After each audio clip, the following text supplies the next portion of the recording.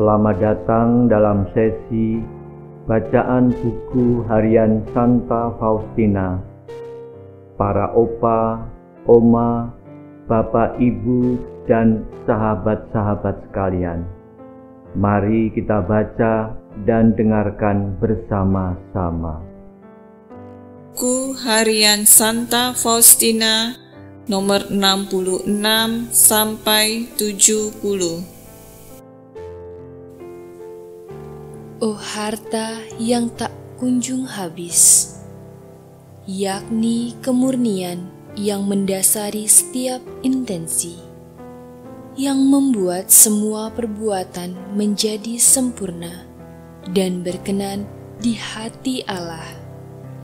Oh Yesus, Engkau tahu betapa rapuhlah aku, maka tinggallah selalu bersamaku. Bimbinglah tingkah lakuku dan seluruh jalan hidupku. Engkau, ya Guruku yang paling baik. Yesus, aku sungguh ketakutan karena aku sadar akan kekuranganku. Tetapi serentak hatiku menjadi tenang karena kerahiman-Mu yang tak terhingga, yang melampaui kekuranganku, seperti kebakaan melampaui segala kefanaan. Keterbukaan jiwa ini memenuhi hatiku dengan kekuatan-Mu. Oh sukacita yang mengalir dari pengenalan akan diri sendiri.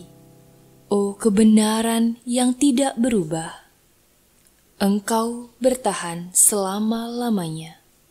Sekali peristiwa, sesudah kaul pertamaku, aku jatuh sakit ketika kendati perawatan yang cermat dan saksama dari para superior serta usaha dokter, aku tidak merasa semakin baik atau semakin buruk.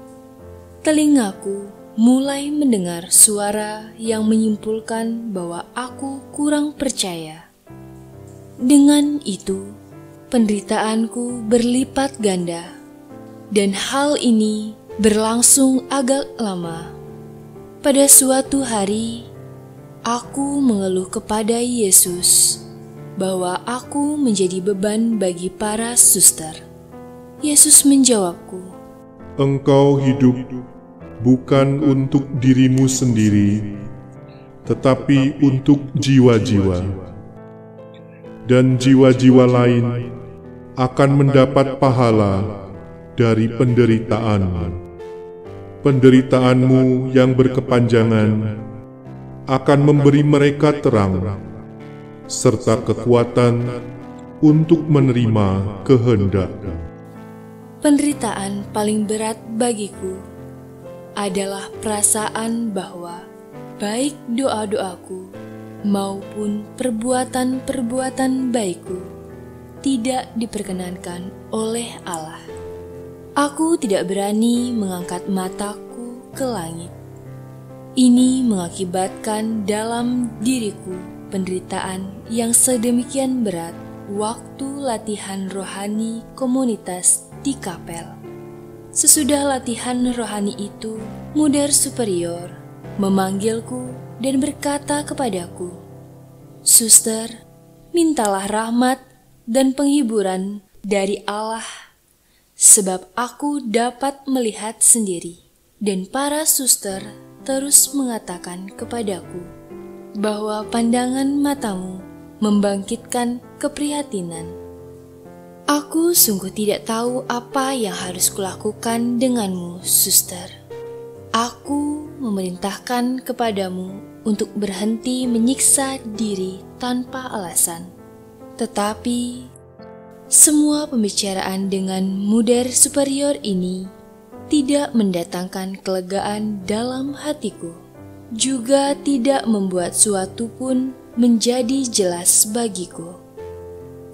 Sebaliknya, kegelapan yang bahkan lebih pekat menyembunyikan Allah dariku. Aku mencari pertolongan di kamar pengakuan, tetapi di sana pun aku tidak menemukannya. Seorang imam yang saleh ingin menolongku, tetapi aku begitu lemah sehingga aku bahkan tidak mampu menjelaskan penderitaanku. Dan hal ini justru semakin menyiksa aku. Aku begitu sedih, seperti mau mati rasanya. Kesedihan itu meresapi jiwaku sedemikian rupa sehingga aku tidak mampu menyembunyikannya. Dan semua orang yang ada di sekitar aku dapat melihatnya. Aku putus asa. Malam menjadi semakin gelap gulita.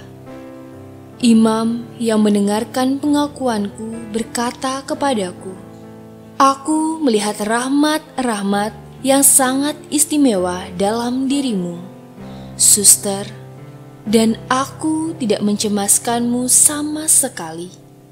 Mengapa engkau menyiksa diri seperti ini?"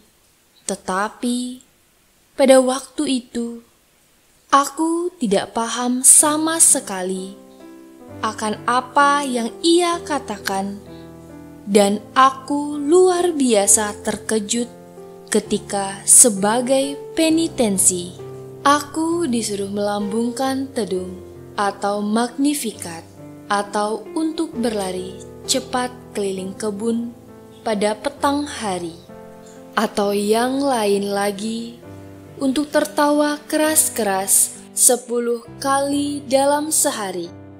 Penitensi ini sangat mencengangkan aku, tetapi dengan itu pun imam itu tidak mampu memberikan banyak pertolongan kepadaku.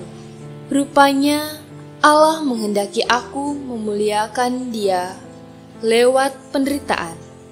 Imam itu menghibur aku dengan berkata bahwa dalam situasi sekarang, aku lebih berkenan di hati Allah daripada kalau hatiku dipenuhi dengan penghiburan yang paling menggembirakan. Ini adalah rahmat yang amat besar, suster, katanya kepadaku, dalam keadaanmu yang sekarang, dengan segala siksaan jiwa yang suster alami. Engkau tidak hanya tidak melanggar perintah Allah, tetapi engkau bahkan berusaha mengamalkan keutamaan-keutamaan. Aku mencoba memandang ke dalam jiwa suster, dan aku melihat rencana-rencana agung Allah serta rahmat istimewa ada di sana. Dengan melihat itu, aku bersyukur kepada Tuhan. Tetapi kendati semua itu, jiwaku masih tetap tersiksa, dan di tengah siksaan yang tak terperikan itu, aku meniru orang buta yang mempercayakan diri kepada bimbingannya, sambil memegang tangannya erat-erat, tidak melepaskan kepatuhannya sedetik pun. Dan inilah satu-satunya jaminan keamananku dalam menghadapi cobaan yang amat berat ini. Oh Yesus, kebenaran yang kekal, kuatkanlah aku yang lemah ini. Engkau, ya Tuhan, dapat melakukan segala sesuatu. Aku tahu bahwa tanpa Engkau, segala usahaku akan sia-sia. Oh Yesus, janganlah Engkau menyembunyikan diri terhadapku, karena tanpa Engkau, aku tidak dapat hidup. Dengarkanlah seruan jiwaku, kerahiman-Mu tak berkesudahan. Ya Tuhan, karena itu, kasihanilah aku yang tak berdaya ini. Kerahiman-Mu melampaui pengertian para malaikat dan manusia. Oleh karena itu, meskipun tampaknya Engkau tidak mendengarkan aku, namun aku berserah pada samudera kerahiman-Mu, karena aku tahu bahwa harapanku tidak akan dikecewakan.